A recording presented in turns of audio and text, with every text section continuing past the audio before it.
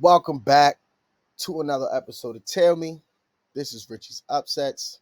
We're back, moving and grooving. No technical difficulties. Nothing's holding me back from giving you guys every pick, every game, my thoughts and opinions. Last night we went 7 games, 6 for 7. I took the Sixers on my pick. If you watched the video on my picks, I took the Sixers plus 10.5. They fucked me. Excuse my language. Um, I knew the Kings would, let being upset. That's why I took the Pistons with points. But without any further ado, 9 game slate tonight. Let's get straight into it. Let's talk about it. First game of the night, we got Indiana and Golden State. Indiana's home, hosting Golden State. Golden State is on the road. They have a road trip. It's been a back-to-back for them on the road. They have been winning these games. Some of these games where people may have felt like Golden State lost it. They're not ready. They can't make it happen. Um, they snuck. They're sneaking in and winning games. I'm not gonna lie to you. This is a spot I feel like Indiana should win the game. If Hallie plays, no restrictions. Excuse me. Same thing with Pascal. But I do like the Warriors +5. Tease up the points. You should be fine. Warriors +5.5 for me, or just like I said, tease it up. I start at 10.5 and gauge my way down. That's just how I do things. But yeah, me personally, I'm gonna go Warriors with the points, maybe 10.5, maybe 8.5, but I'm gonna go Warriors with the points. I think Indiana should get the job done though.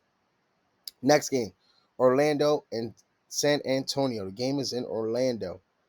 Um, San Antonio, they did cover last night.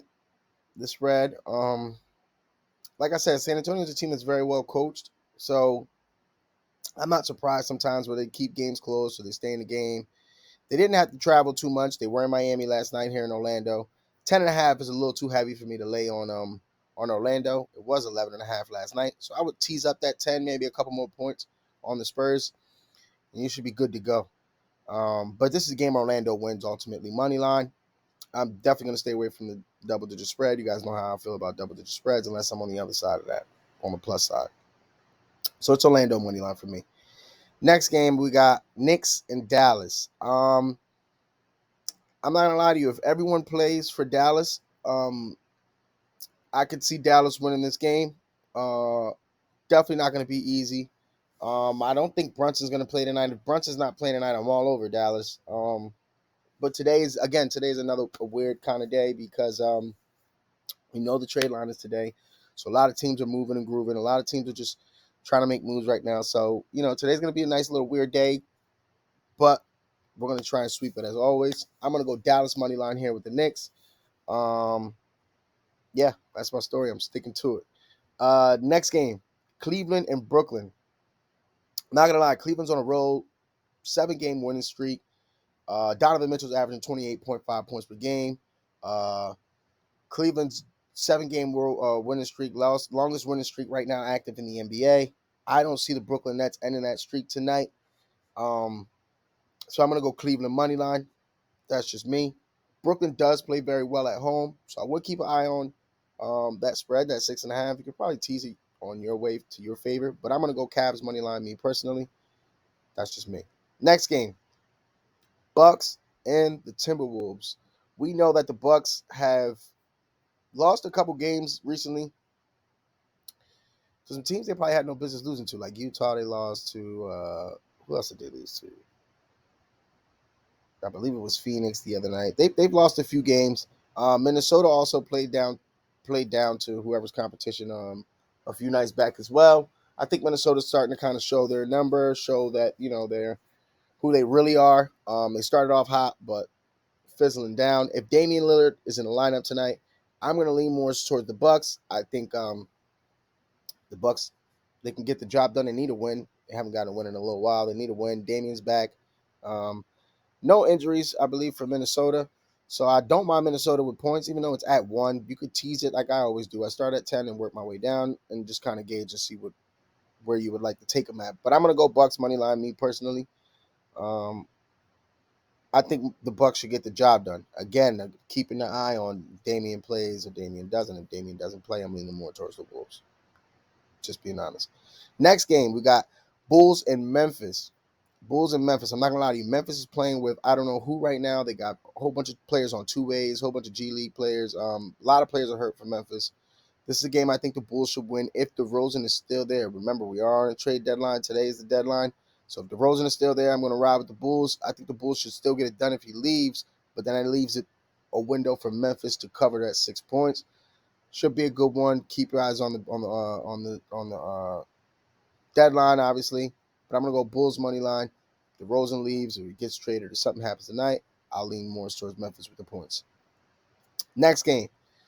Utah and Phoenix. This is a game Phoenix is supposed to win. Utah has been on a roll. They have been winning games.